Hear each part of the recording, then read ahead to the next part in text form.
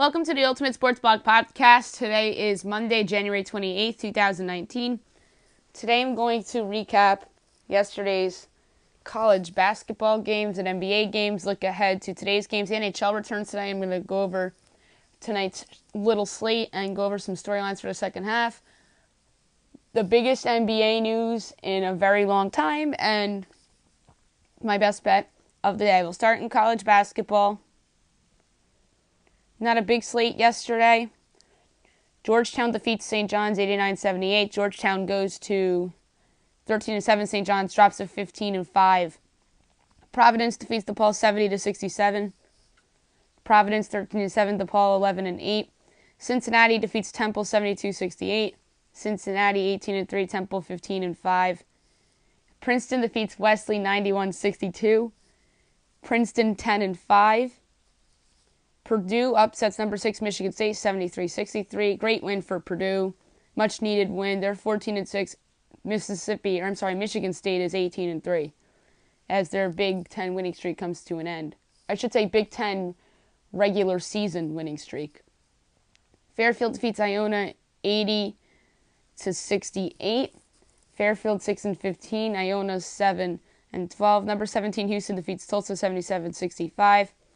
Houston 20-1, Tulsa 12-9. Quinnipiac defeats St. Peter's 77-58. Quinnipiac 10-9, St. Peter's 6-13. UMass defeats Rhode Island 77-70. UMass 8-12, Rhode Island 11-8. Illinois State defeats Indiana State 76-62. Illinois State 12-9, Indiana State 11-9.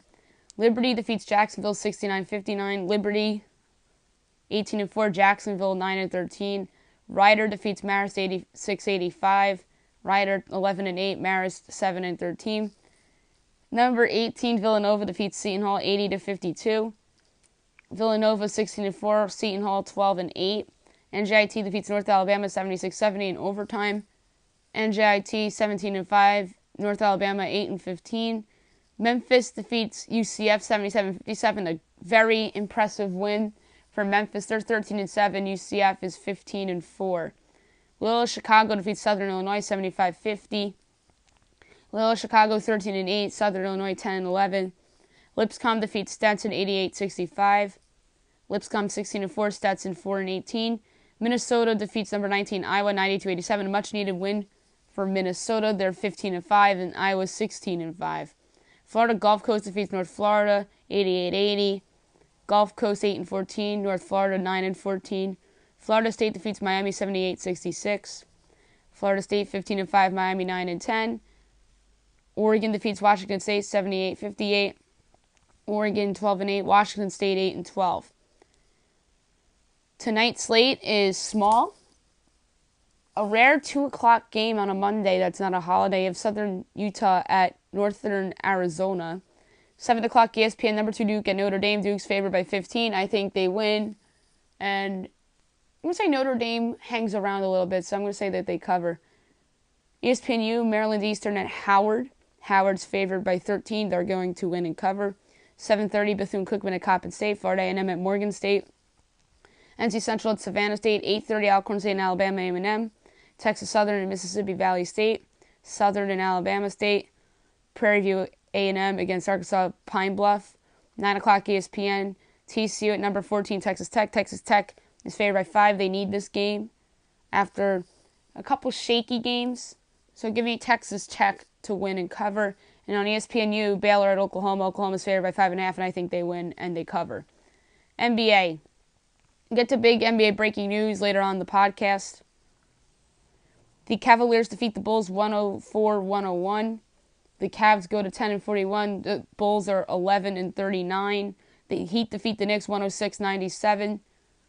The Heat 24-24, much needed win for them. New York is 10-38. The Clippers defeat the Kings 122-108. The Clippers are 28-22. Sacramento's 25-25. The Thunder defeat the Bucks 118-112. The Thunder 31-18 and Milwaukee's 35-13. The Raptors defeat the Mavericks 123-120. Raptors 37-15. Dallas is 22-27. The Rockets defeat the Magic 103-98. Houston 29-20. Orlando 20-30. The Jazz defeat the Timberwolves 125-111. Utah 29-22. Minnesota 24-26. The Spurs defeat the Wizards 132-119. The Spurs are 29-22, and Washington's 21-28. The Lakers defeat the Suns 116-102. Los Angeles goes to 26-24. Phoenix is 11-41. Only 5 games tonight on the slate. 7 o'clock, you have the Knicks at the Hornets. A good one in Indianapolis. The Warriors at the Pacers on NBA TV. 7:30, the Nets at the Celtics. 8 o'clock, the Nuggets at the Grizzlies. And 10:30, NBA TV, the Hawks at the Clippers. The NHL returns tonight. Only 2 games on the slate. The Jets at the Flyers on NBCSN. Give me the Jets there on the road. They're the better team, with the better goalie in Connor Hellebuck, although they, as in the Flyers, have a solid up-and-coming goaltender in Corey Hart. And the Devils and the Penguins play tonight as well. Second half storylines. And then just go through all the teams in order of the standings by division. The Tampa Bay Lightning, to me, do they make another trade to make themselves the Golden State Warriors of the NHL? The Toronto Maple Leafs, will they part with any of their young assets to go out and acquire a defenseman? The Montreal Canadiens, will Mark Bergevin go against what he should do and go for it? Boston, will they give up some young assets for proven veterans and stars? The Sabres, mediocrity. Will Jeff Skinner get traded for the second time in less than a year? The Florida Panthers, will they go on a run to make themselves a sleeper to steal a playoff spot like last year?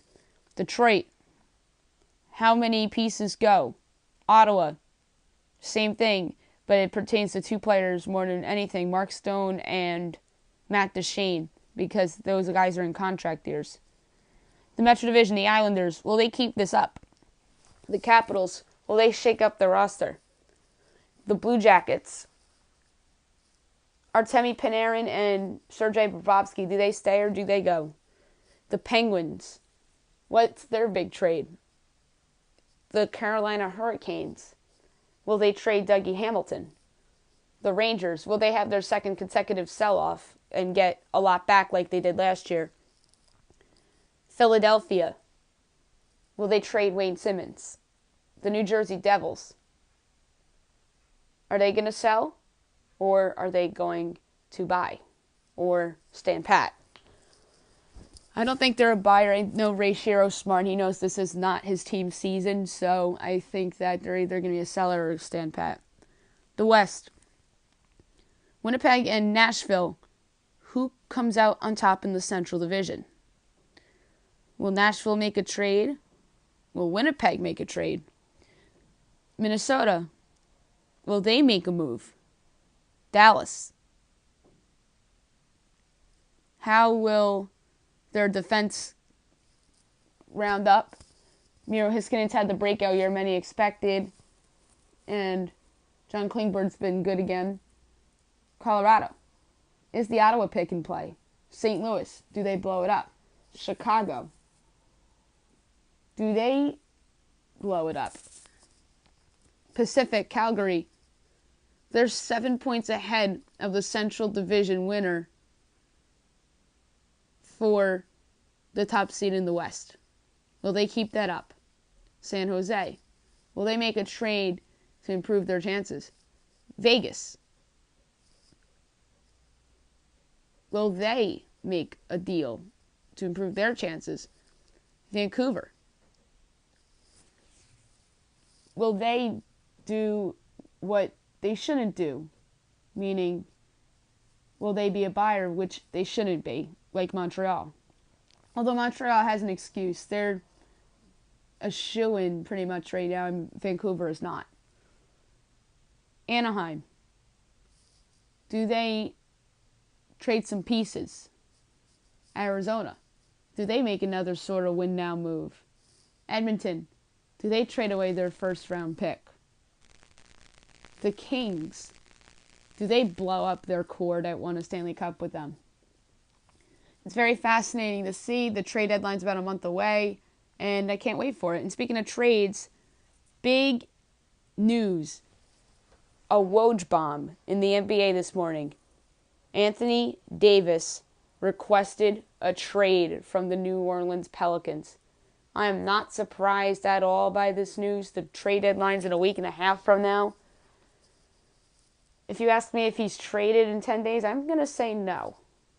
Although it'd be a big story if he is. And if he's traded in 10 days, I do think it'll be to the Lakers. But if I'm New Orleans, I would not trade him right now. There's going to be more teams in play in the summer because the Boston Celtics cannot trade for him until July. So that's why. And I would wait for Boston if I'm New Orleans. And New York's going to be in play too, especially if they have a top 3 pick. They can offer that.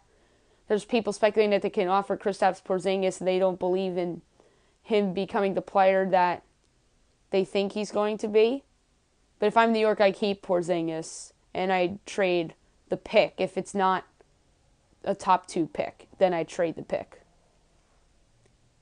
But even if it's the number 1 pick, there's some thought that Zion Williamson isn't the player that fans think he's going to be.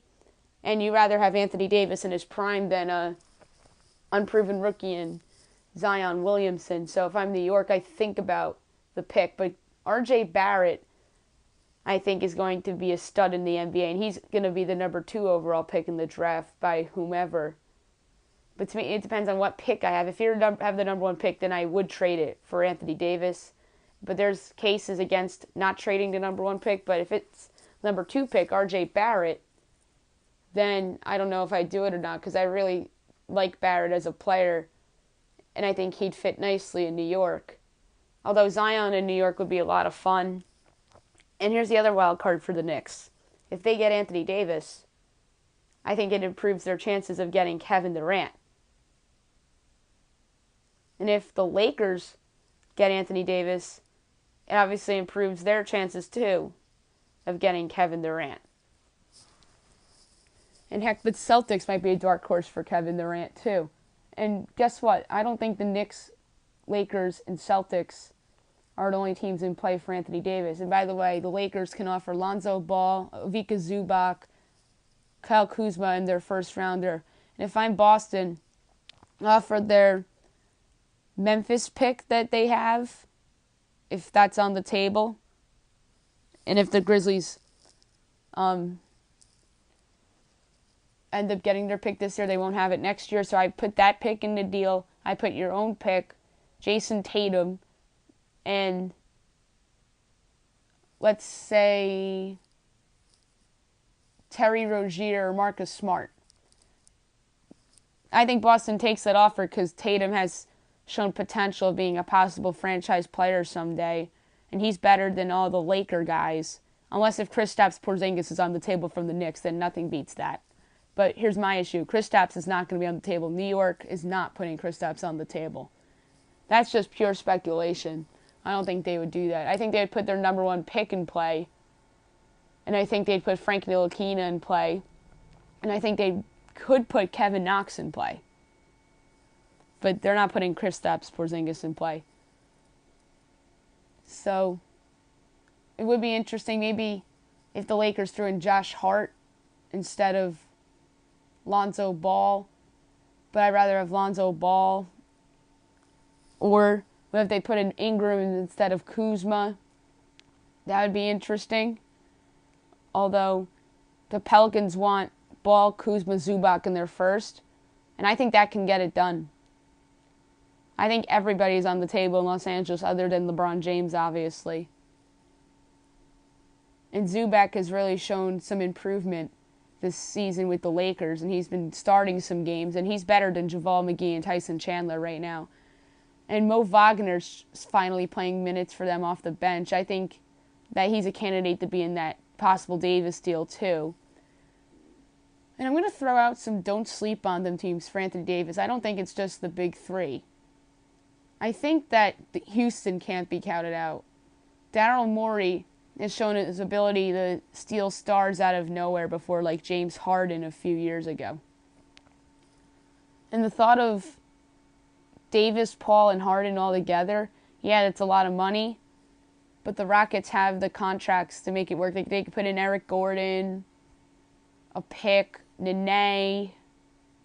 Obviously, Clint Capella can headline the deal. So that's a dark horse. And then Pat Riley in Miami. You can't count them out. Hassan Whiteside's not that great anymore, but he will be on the table in that deal. Maybe, heck, they can put Goran Dragic on the table. And here's another wild card if you're Miami. Justice Winslow. If he's on the table, then New Orleans has to think about it. But let's say New York does not offer Kristaps Porzingis. The best offer would be Boston, because I think Boston would put Jason Tatum on the table for Anthony Davis. So my prediction is if he's traded in 10 days, it will be to the Los Angeles Lakers. But if he's traded in the summer, it'll be to the Boston Celtics. Because I think that Jason Tatum will be on the table and Kristaps Porzingis will not.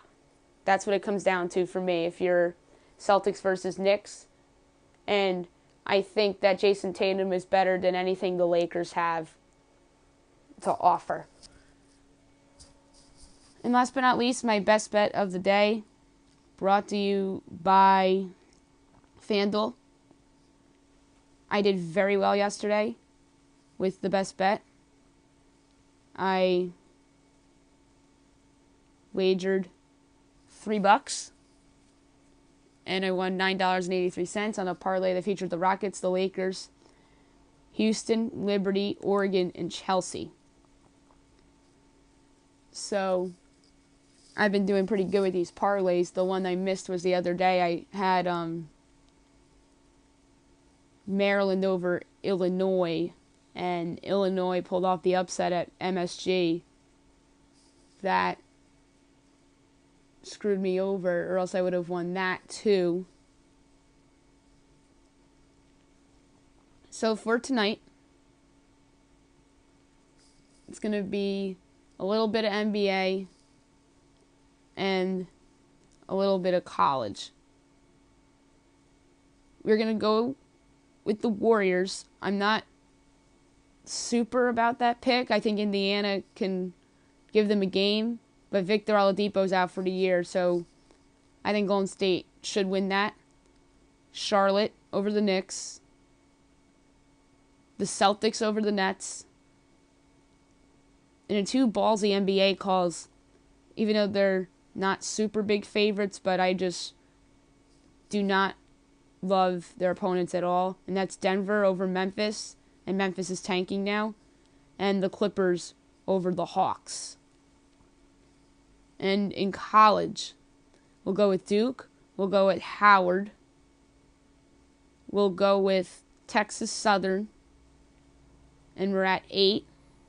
And then let's do a little soccer. We'll go with Brentford over Barnett. And then, why not? Let's go with the Pittsburgh Penguins in hockey, because I think they're poised for a big second half of the season as they try to steal the Metropolitan Division. So I'm wagering $1.83 to win $12.02 with the payout of $13.85. That's it for today's podcast. I'll be back tomorrow recapping college basketball, NBA, and NHL. Look ahead to tomorrow's games in each of those sports, any big news that breaks in the world of sports, and my best bet. Hopefully you guys have a great day, everybody.